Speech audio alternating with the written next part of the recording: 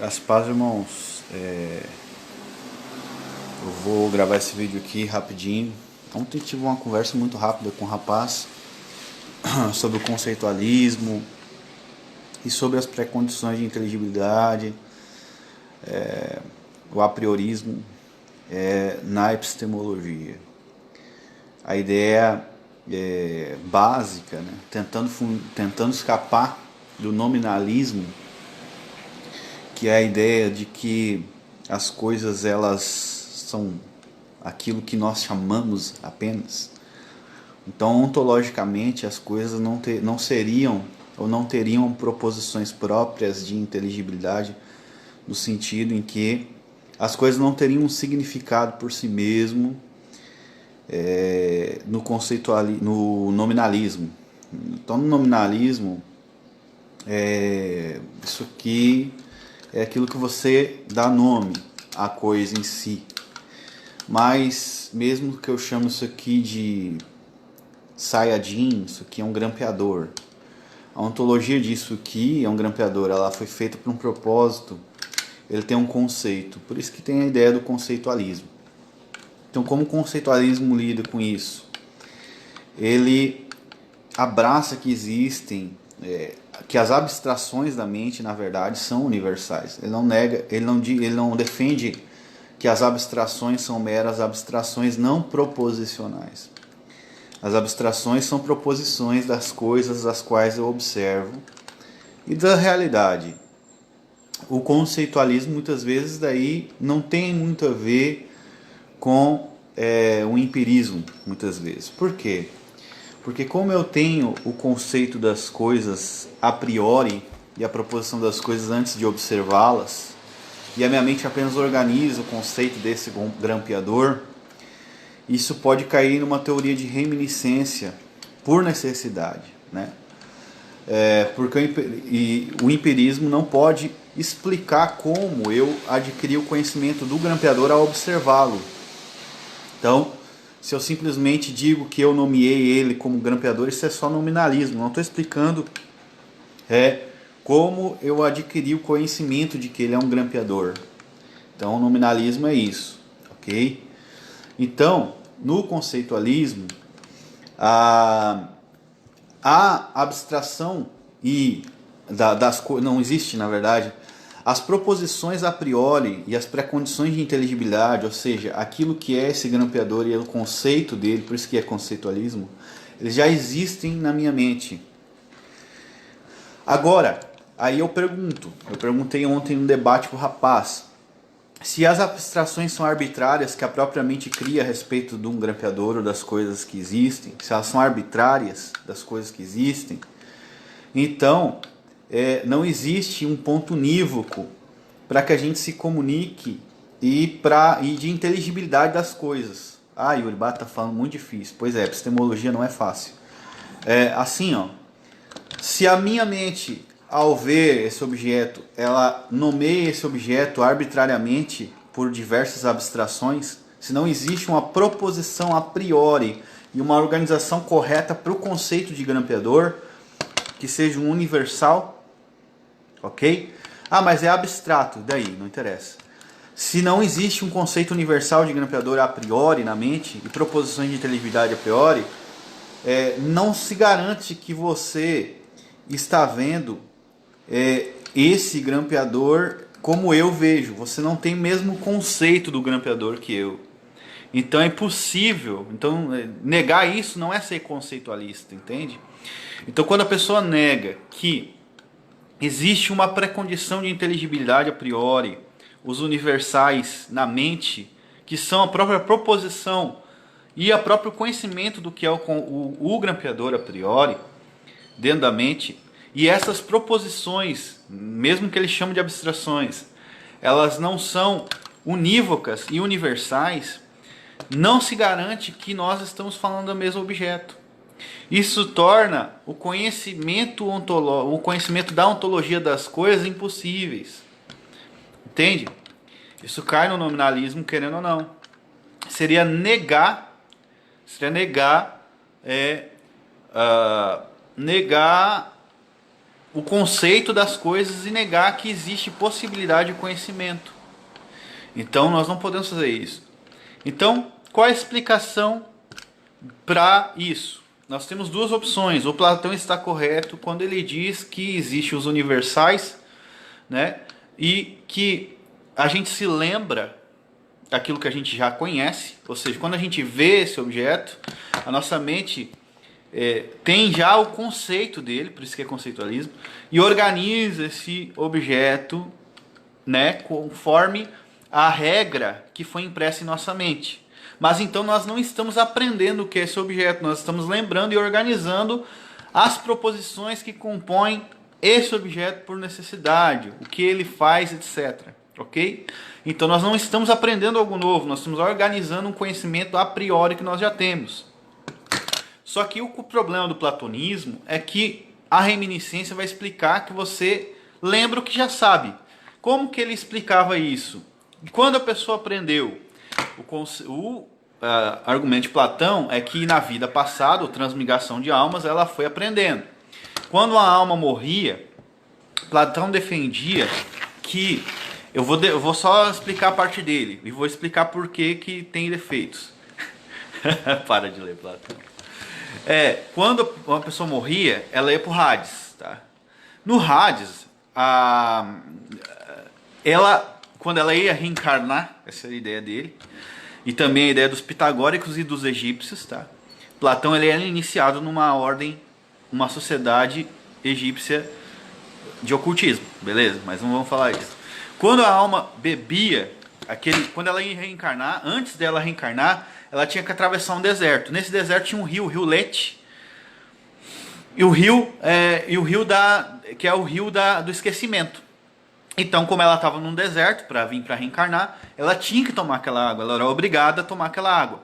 Então, conforme ela tomava aquela água, ela ia se esquecendo da vida passada, até ela chegar do outro lado, que ela podia, então, nascer de novo numa vida numa reencarnação. É esse o conceito, e por isso que como é que funcionava a aprendizagem no platonismo? Quando você observava o objeto, você se lembrava, essa é a explicação dele. Porque você já sabia da vida passada, já tinha aprendido e tal. Vou exemplificar o problema, mas vou terminar de concluir porque eu acho interessante a história. Então Platão dizia que os filósofos são aqueles que menos beberam a água do rio Lete. Entende? Por quê? Por serem mais perspicazes, etc. Tá, agora vamos refutar Platão. A questão é que se eu me lembro da minha vida passada, que é o que o platonismo ensinava, ou a teoria da reminiscência, aquilo que eu já sabia, porque é um fato que eu não estou aprendendo, eu estou me lembrando. Tá? Agora o que eu estou refutando não é a ideia de reminiscência em si, é a ideia de transmigração de almas. Tá? Se eu aprendi isso na outra vida, como que da outra vida eu aprendi isso?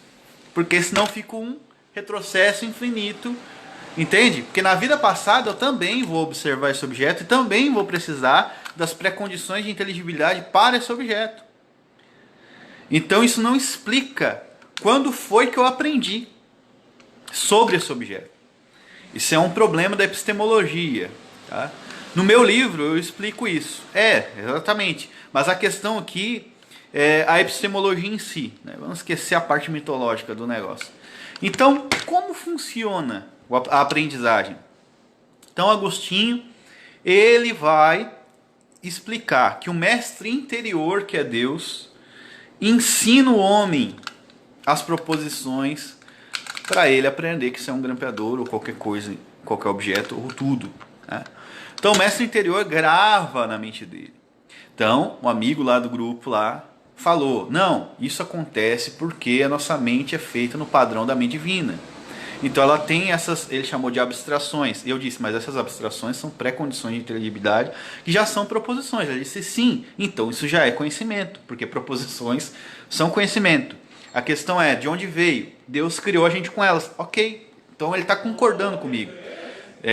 O problema é que não se tem como. Então, ou Deus já imprimiu o conhecimento a priori na mente humana quando ele observa ele organiza aquela coisa, então ele não aprendeu pelo fato de observar os objetos, então ele está se relembrando e organizando as proposições que Deus já imprimiu nele, beleza? Isso aí não é empirismo, tá? Ou o mestre interior ensina ele no momento da observação, ou nem precisa da observação, numa meditação, né, que é Deus ensina a pessoa quando ela aprende algo novo.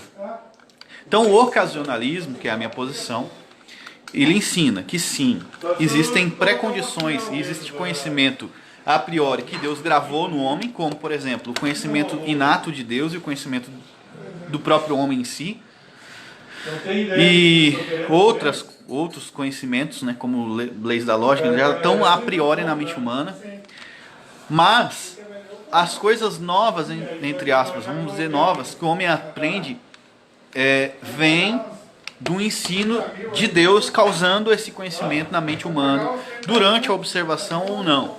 Então isso é o que eu defendo, é o ocasionalismo.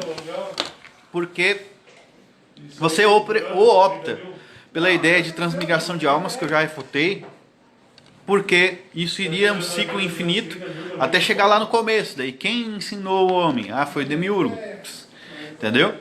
Então, ou a gente vai para a ideia de que Deus que ensinou o homem essas proposições de inteligibilidade para que ele possa lembrar ou conhecer algo novo quando Deus causa esse conhecimento objetivo na mente dele. Então, de certa maneira, o realismo, o conceitualismo, ele está certo. A questão da epistemologia, ela é mais além do que o conceitualismo em si.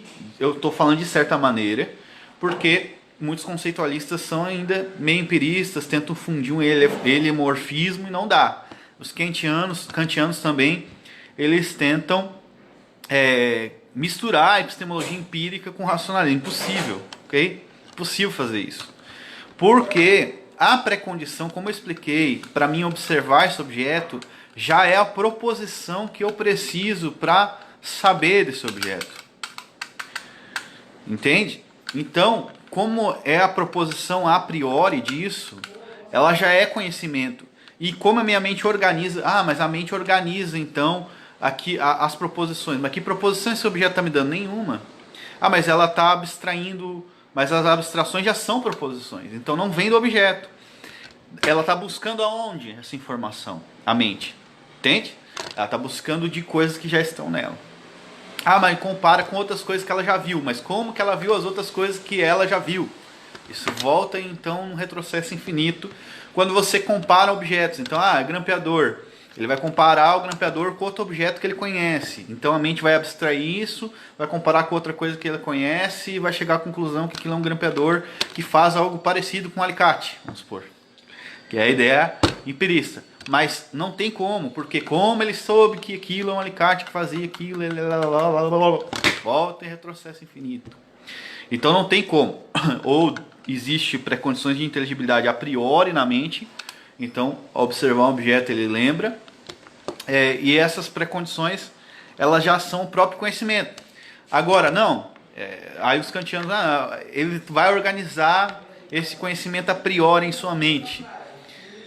A questão é que organizar, e se ele já tem esse conhecimento a priori, organizar não é conhecimento. Né? E para organizar as proposições que esse objeto me lembra, que já estão na minha mente, eu preciso conhecer a ordem de organização do objeto. Ou seja, para mim organizar algo, eu preciso saber. Por exemplo, eu vou organizar aqui um catálogo em ordem alfabética. Eu tenho que conhecer a ordem alfabética. E se eu sei a ordem alfabética, então eu não estou aprendendo a organização.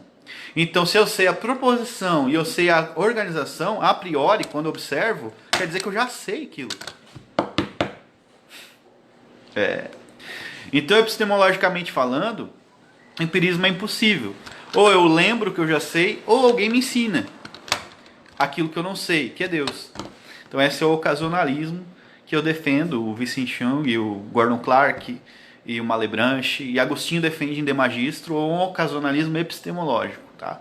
Embora ele não seja totalmente ocasionalista, pois em outros lugares Agostinho vai defender uma espécie de empirismo. Mas em De Magistro, ele mostra como essa interior é que ensina. Pessoal, vou largar aqui, parar esse vídeo agora, pessoal da imobiliária chegou, tá?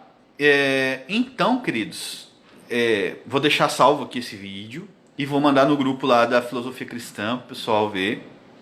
Eu ainda estou escrevendo o livro, estou bem devagar, estou bem debilitado. Hoje eu estou meio desmotivado. Não sei se eu vou escrever hoje, vou ficar mais na minha, até nem ia aparecer, mas como deu aquela conversa, aquele debate no grupo, eu estava bem atucanado, aí eu resolvi esclarecer isso, tá? Graça e paz com Deus.